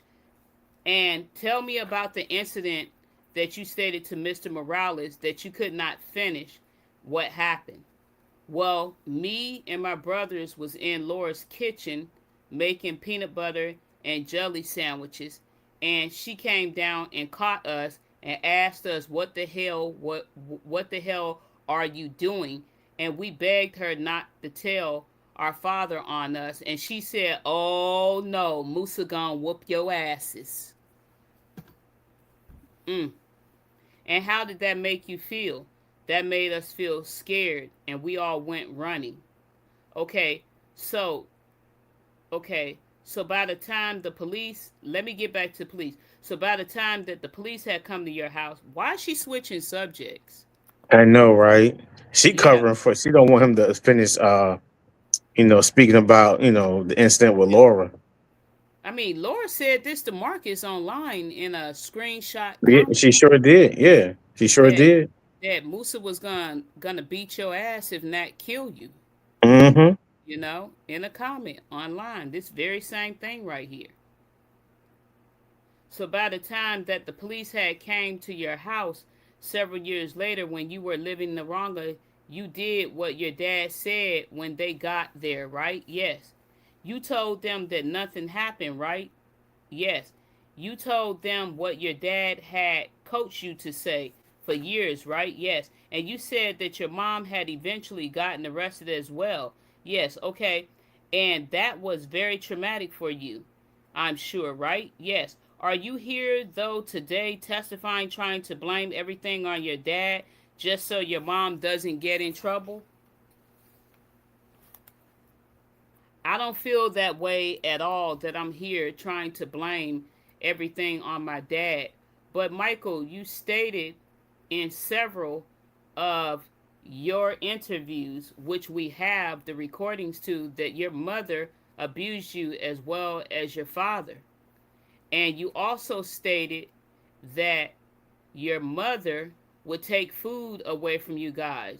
All of your siblings stated in recordings that your mother hit you all on your knuckles and the palm of your hands and withheld food from you, just like your father disciplined you.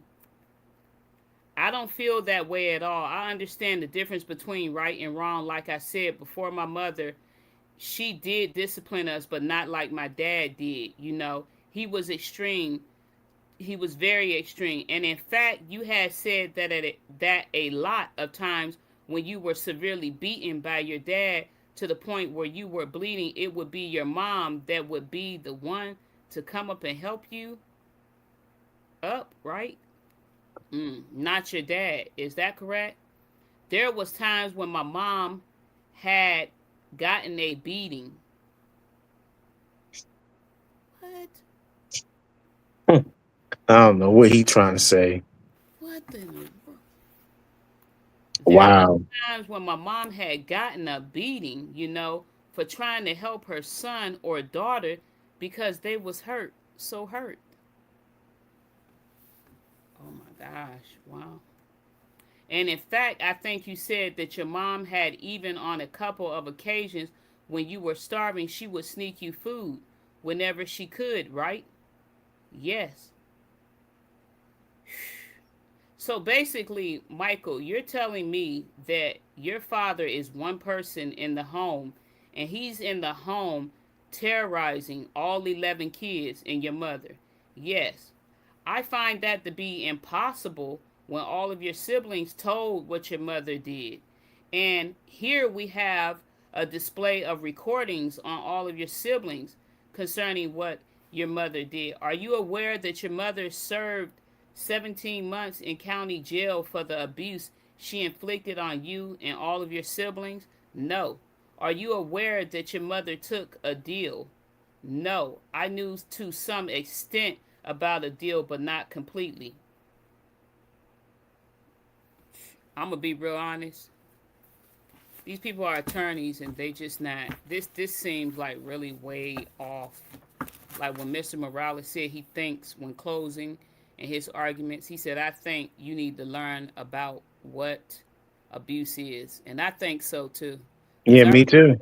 I do Hmm. too, because I remember that segment, and that we had. It was quite a almost 2 years going on now, and I know. I mean, if you're gonna love mom, love her. Okay, I love her too, but just not in that way, you know. And I'm just like, if you're gonna love her, but be protect yourself, Yeah. and be careful.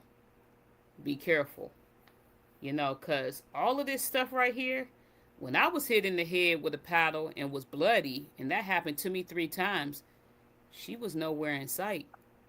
So I'm just baffled by this right here. And in fact, I think you said that your mom had, even on a couple of occasions when you were starving, she would sneak you food whenever she could, right? Yes. And she would do that for your brothers and sisters, right? Yes.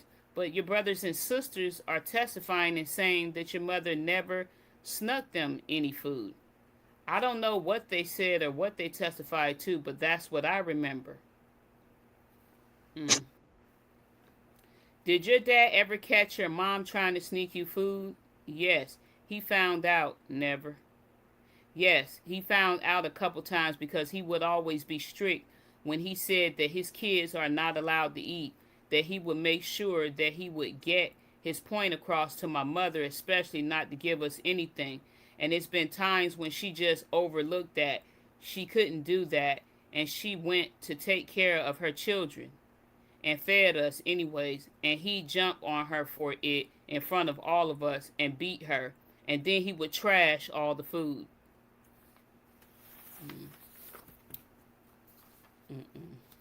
Crystal, you said like you don't remember. So I'm saying, starting with, of course, Keisha, me, Marcus, and Tiffany, we seen that beat mom.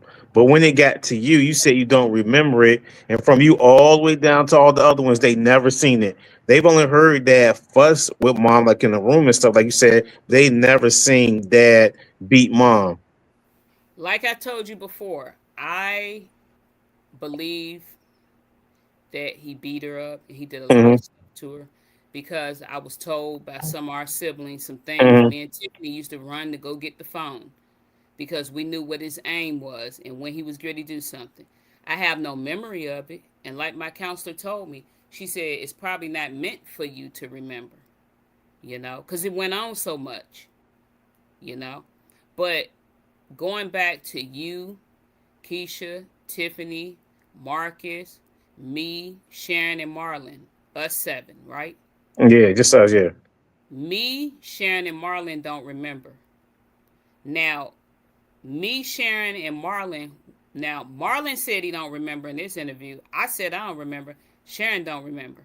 All three of us are older than Mike. Yep. So, from Mike all the way down to Curtis, Christopher, Marva J, Nikosi, and Chikosi, they don't remember. So that's 8 people that don't remember. And I don't understand how he's coming up with this unless it's a mechanism to protect mom. Yeah.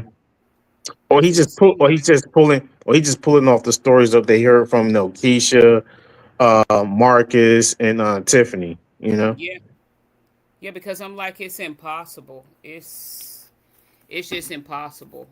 It's like, I mean, but hey, I don't know. I'm just like, I don't even know how to explain it. So when you said that he had found out that there were these times when your mom had snuck you food, yes, and he would jump on her, that's what you said, right? Yes, he would beat her. He would beat her, Michael, literally in front of all your siblings. That's not what I mean when I say jump on her. I mean he would beat her the same way he would beat us,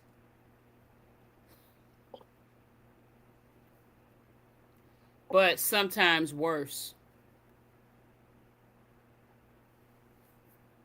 Did that happen a lot? Yes, it happened on every occasion that we got beat. She got beat too. Did you see him beat your mom every single day? I've been seeing him beating my mom since I've been a little kid. How far back? Since I was about 3 or 4 years old. And so it wasn't only the beatings that your dad would give your mom were not only limited to times when she would try to protect you and your brothers and sisters, right?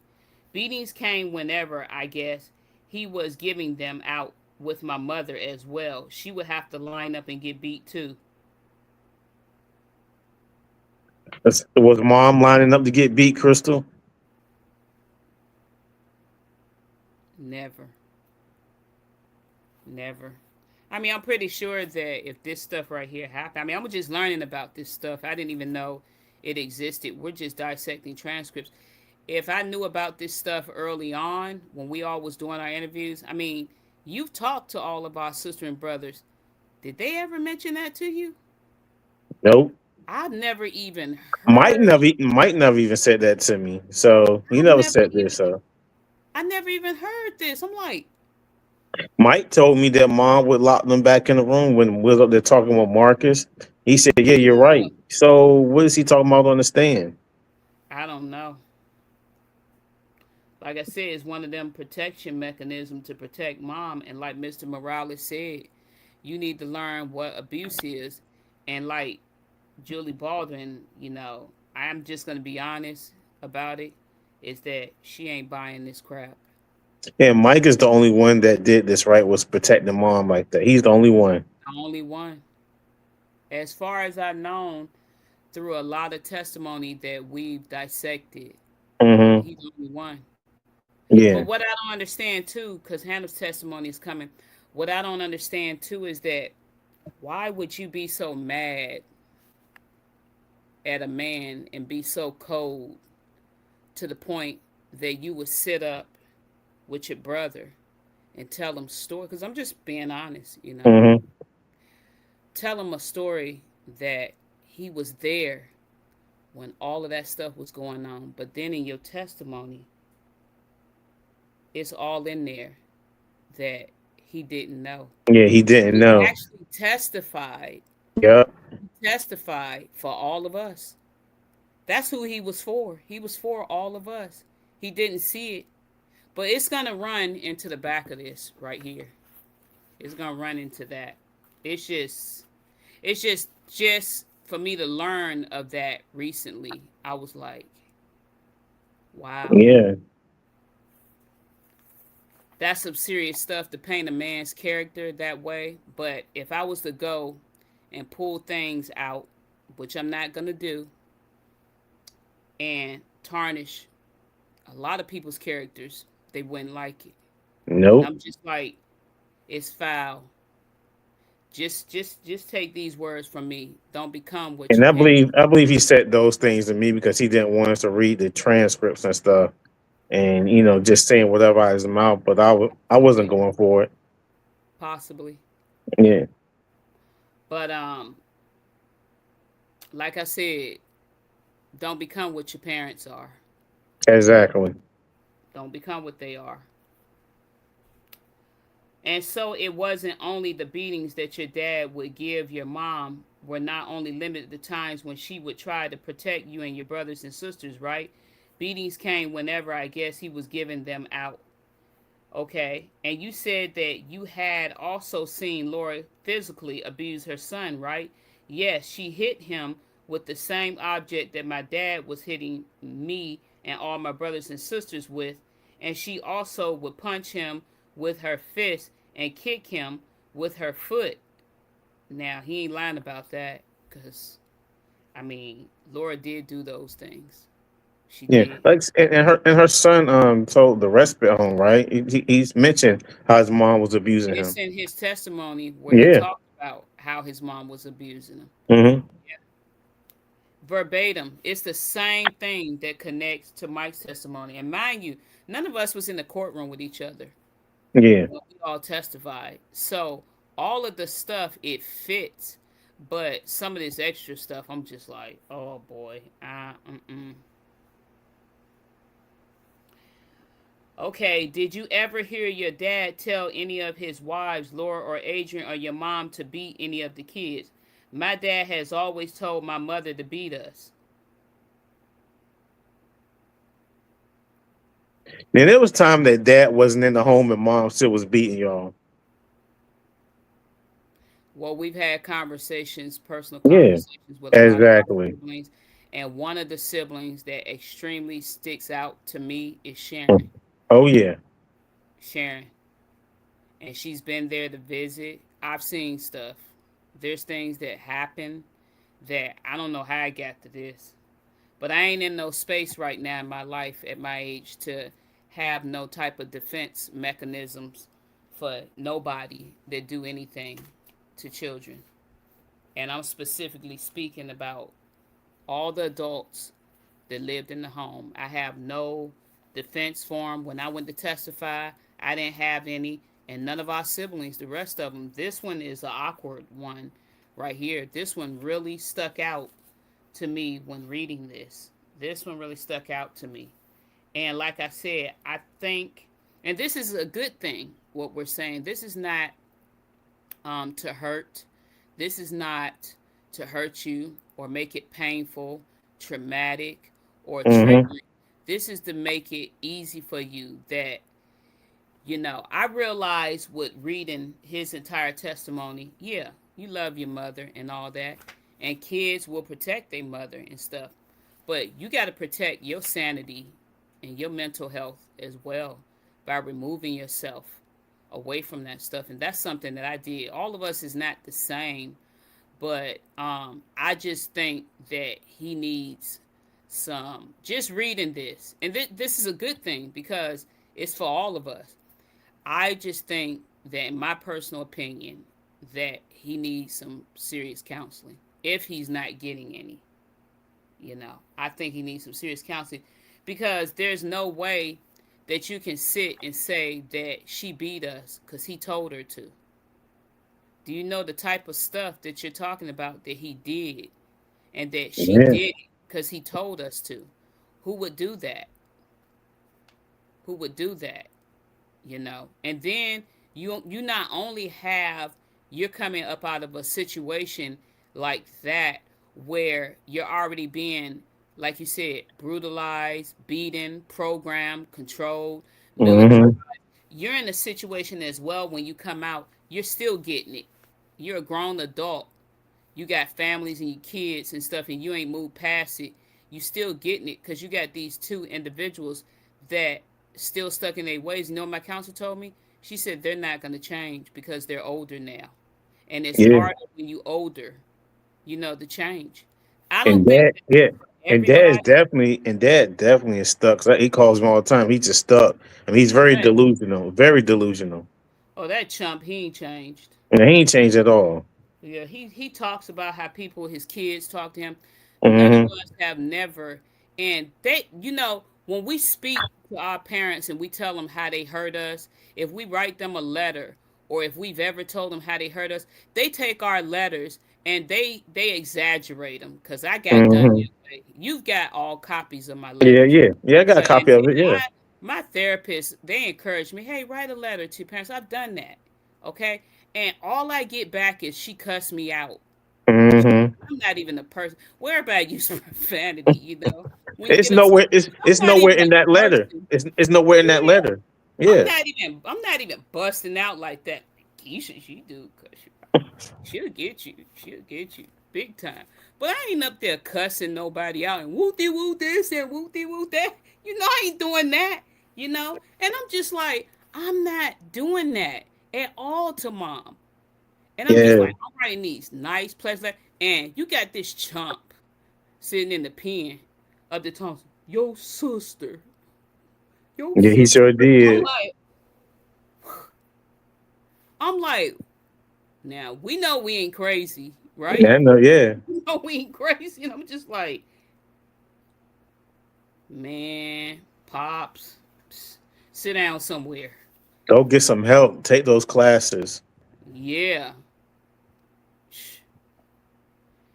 But this right here, this is like something that's like really just stinging me reading it because I'm just like, when and how, you know? Mm. And I Yeah. know, I know, and this, like I said, it's not, I'm not against them and I'm not upset at them or anything. I understand that it's a defense mechanism to support her, but everybody don't feel that way. Yeah. Everybody don't feel that way. Okay, and so I'm gonna move further down. Yes, she Okay, I went past that, Laura. Okay, my dad always told my mother to beat us, but my mother never, never beat us like he said. I wish that was true.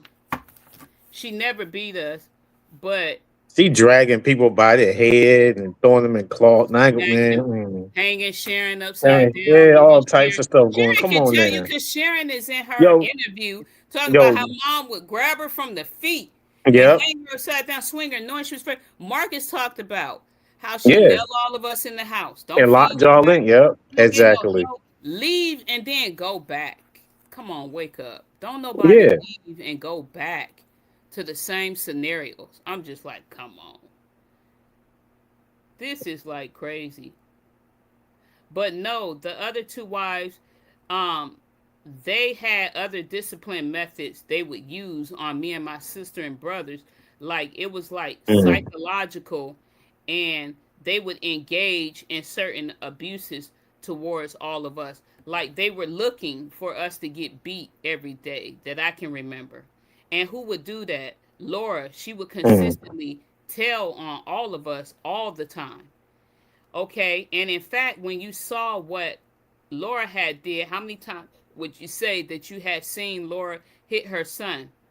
I would say probably maybe over 50, 60 times. That's a lot. Wow.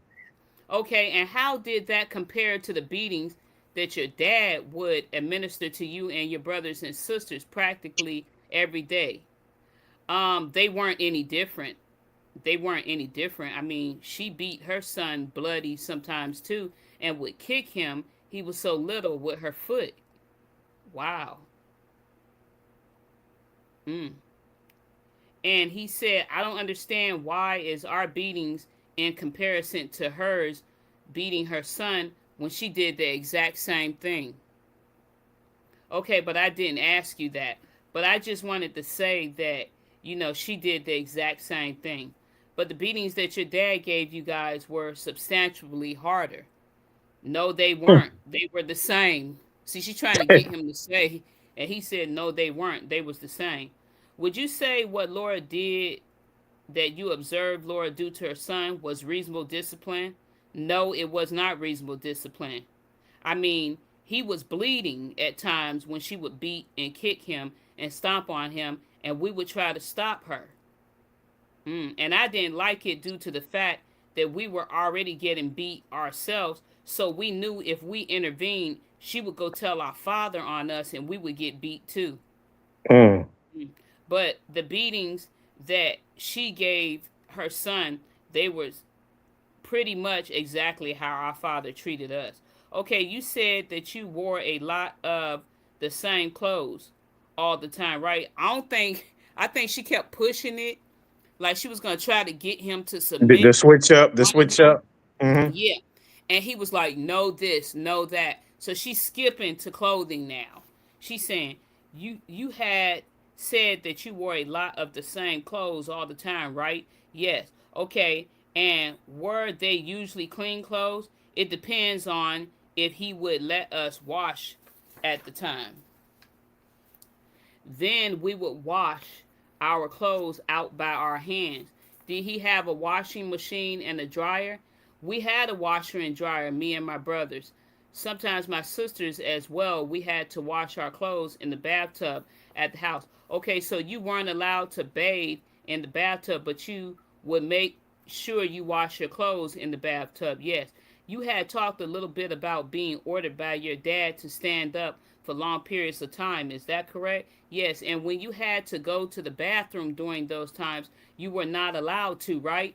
No. Depending on if he might have felt like, we were just trying to get out of the corner, you know, getting out of doing basically what he was telling us to do, so he would not let us go to the restroom. Most Mm. of the time, we would urinate on ourselves because we were not allowed to go.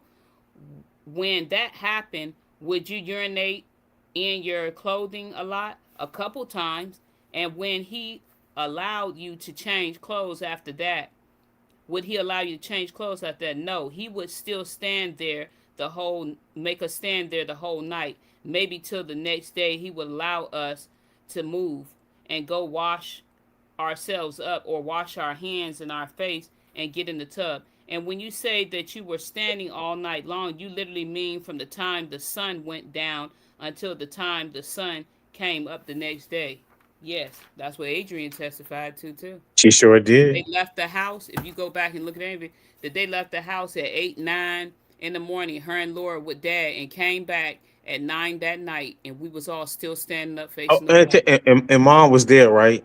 Yeah, And she let it happen. Why she yeah. didn't tell Mike sit down, Yeah, whatever. because Or mom had a thing like, yeah, when dad left, we would turn around and we would ask her for some certain stuff, and she would tell us, turn around, don't ask us for nothing. And her words was, don't undermine your father, because I'm not gonna undermine him yeah, for yeah, you. yeah. But I that's and but yeah, will but see, call. yeah. But that's why This, I want to. But that's what I'm saying. What I want to get to is the simple fact that if they're gone all day with dad and everyone's still in the corner, mom is at the house. So that's what. uh-huh, So Mike is definitely wrong yeah, because mom did abuse everybody. yeah. They both at fault. Like I said, Yeah. he can have his point. Like I said, in the past, and I'm saying it now. He can have his point, and he can believe what he wants, and he can choose sides when it comes to two parents. But that's not the way things work, in my opinion. They both was at fault. I don't care what nobody say. They I both mean, was at mom admitted herself. So I mean, come on, they were. They were at fault. And when she said to you that she apologized, she's never verbally that I never got apology. I don't know what the rest of them got. I haven't been around her. And apologizing in court, she said that was only because you was up under the lock and key. hmm That's the only reason why. You know. Well, I mean, all night, we would stand there until it was dark all night long. Would he watch you to make sure that you were still standing? Sometimes, or my mom would be sitting there making sure that we stood all night. Okay, what would happen if somebody was there ever, anytime when you or any of your brothers and sisters could not physically remain standing for that long? Oh yeah, I mean, we would all the time, fall asleep, and if he sees us falling asleep, he would come over there and hit us with a belt or punch us with his fist or get in our face and start yelling and screaming or hit us with an object standing right there, or we were told we would stand up longer if we moved. Did the others of your brothers and sisters fall asleep during this time? All of us fell asleep. All of us got the same treatment. All of us got beat and abused, and all of us was starved all the time. And was Laura and Adrian starving? No, they got to eat. And was your mom starving? Well, my mom ate, but not as much as Laura and Adrian ate. But she ate. That's the thing, but she ate. So then Mr. Morales, he's stepping in, he cross-examining him again. He said, Michael, maybe I misunderstood you when I was asking you questions earlier. I asked you questions about what Miss Cowing did with this when she beat her little boy. Remember that? Yes. And you said that she just wailed on him with this thing, right? As I said after the first lick, stand, it if he wouldn't stand there and do what she said after she felt that he was not listening to him, it was like he couldn't take it anymore, and he would just stand there and fall in the floor, and she would just take the paddle or a belt and hit him everywhere, or take her foot and kick him with her foot. Question. Kind of a rollover the first blow, and she would just keep welling on him, right? Yes. And you said when your father would hit you with this, you would hold your hands out, and after he hit you enough times on your hands, he would stop as long as you didn't move your hands, right? Most of the time, we moved our hands, all right? But the point I'm getting at is the attack that Cowan put upon little Ahmed was basically just a full blown assault to her child. Is that correct? Yes. It wasn't it yes, but it wasn't, like extreme, but it was hard, wasn't it? Yes, it was. It was hard. Okay, and did you ever see Miss Cowing hit her children on the feet? No, I never saw her hit them on the feet, but she would hit him in the head, she would kick him, or she would push him, slam his head into the wall, or take a belt and beat him everywhere. And how many times did you see Miss Cowing hit her son? Like I said, maybe 50, 60 times. Wow. She did beat the hell out of him, though. Yes, not, yes, about 50, 60 times she would hit him. Okay, and was this in the garage? No, it wasn't in the garage. It was inside of the house when it happened. And in other homes we lived in.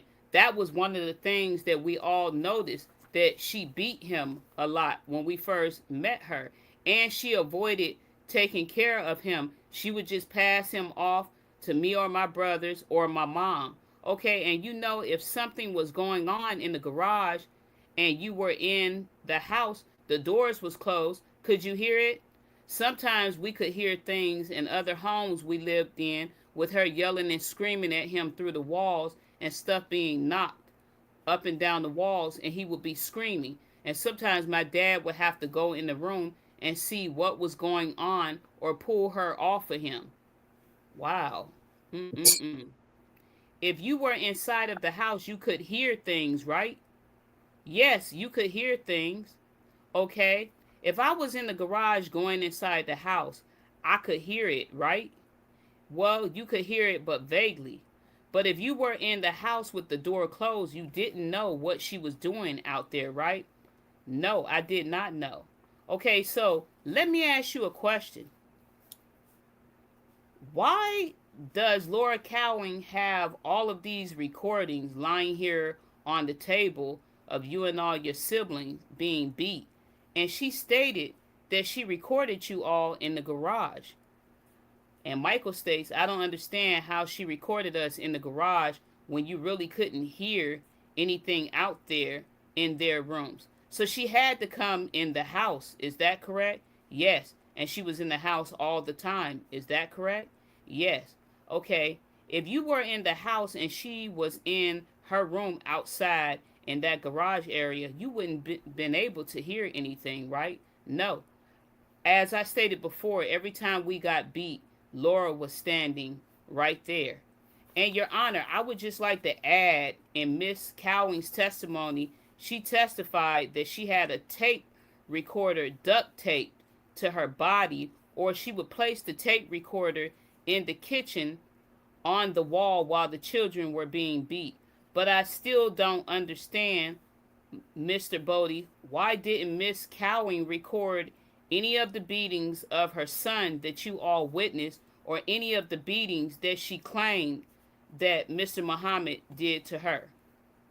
I have no further questions, Your Honor. That was it. Wow. That was That was it. That that was was a it. That was that was a lot. that was that would blow you away. Like I said, you know, everybody is entitled to their opinion and all of that, but I'm just like, I don't get it. A lot of stuff I don't get, you know.